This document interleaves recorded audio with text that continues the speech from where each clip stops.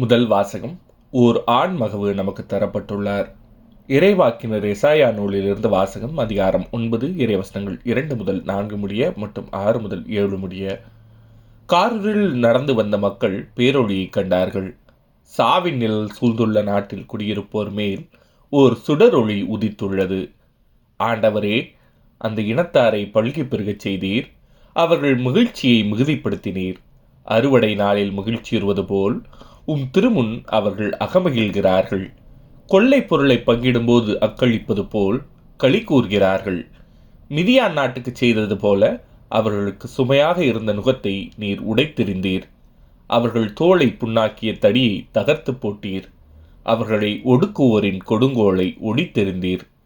ஏனெனில் ஒரு குழந்தை நமக்கு பிறந்துள்ளார், ஓர் ஆண்மகவு நமக்கு தரப்பட்டுள்ளார். ஆட்சி பொறுப்பு அவர் தோள் மேல் இருக்கும். அவர் திருப்பெயரோ வியத்தகு ஆலோசகர், வலிமை மிகு இறைவன், என்றும் உள்ள தந்தை, அமைதியின் அரசர் என்று அழைக்கப்படும். அவரது ஆட்சியின் உயர்வுக்கும் அமைதி நிலவும் அவரது அரசின் வளர்ச்சிக்கும் முடிவு இராது. தாவீதின் அரியணையில் அமர்ந்து தாவீதின் அரசை நிலைநாட்டுவார். இன்று முதல் என்றென்றும் நீதியோடும் நேர்மையோடும் ஆட்சி புரிந்து அதை நிலைபெயராது உறுதிப்படுத்துவார். படைகளின் ஆண்டவரது பேரார்வம் இதை செய்து நிறைவேற்றும். இது ஆண்டவரின் அருள்வாக்கு. இறைவா, உமக்கு நன்றி. பதிலுரை பாடல். இன்று நமக்காக மீட்பர் பிறந்துள்ளார். அவரே ஆண்டவராகிய மெசியா. ஆண்டவருக்கு புதியதொரு பாடல் பாடுங்கள். உலகெங்கும் வாழ்வோரே, ஆண்டவரை போற்றி பாடுங்கள். ஆண்டவரை போற்றி பாடுங்கள், அவர் பெயரை வாழ்த்துங்கள். இன்று நமக்காக மீட்பர் பிறந்துள்ளார். அவரே ஆண்டவராகிய மெசியா. அவர் தரும் மீட்பை நாள்தோறும் அறிவியுங்கள். பிற இனத்தார்க்கு அவரது மாட்சியை எடுத்துரையுங்கள். அனைத்து மக்களினங்களுக்கும் அவர்தம் வியத்தகு செயல்களை அறிவியுங்கள். இன்று நமக்காக மீட்பர் பிறந்துள்ளார். அவரே ஆண்டவராகிய மெசியா. விண்ணுலகம் மகிழ்வதாக, மண்ணுலகம் களி கூர்வதாக. கடலும் அதில் நிறைந்துள்ளனவும் முழங்கட்டும்.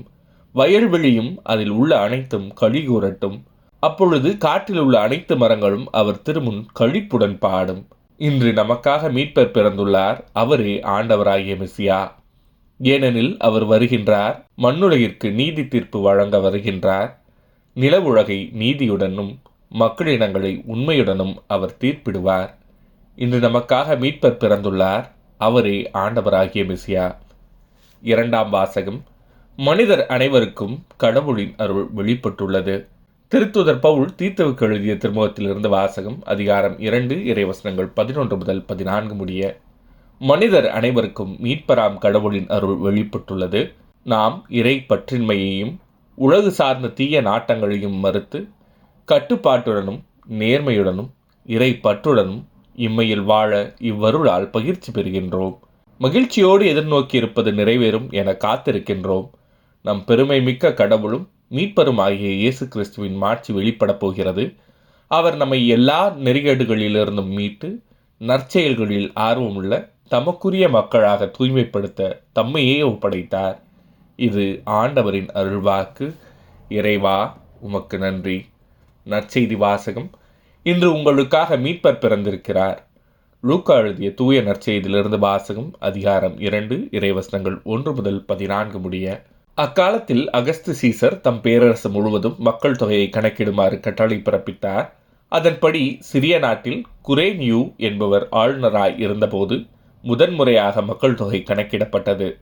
தம் பெயரை பதிவு செய்ய அனைவரும் அவரவர் ஊருக்கு சென்றனர். தாவீதின் வழிமரபினரான யோசேப்பும் தமக்கு மன ஒப்பந்தமான மரியாவோடு பெயரை பதிவு செய்ய கலிலேயாவில் உள்ள நாசரேத்து ஊரிலிருந்து யூதேயாவில் உள்ள பெத்லகேம் என்ற தாவீதின் ஊருக்கு சென்றார். மரியா கருவுற்றிருந்தார். அவர்கள் அங்கு இருந்தபோது மரியாவுக்கு பேறுகாலம் வந்தது. மரியா தம் தலைமகனை பெற்றெடுத்தார். விடுதியில் அவர்களுக்கு இடம் கிடைக்கவில்லை. எனவே பிள்ளையை துணிகளில் பொதிந்து தீவன தொட்டியில் கிடத்தினார்.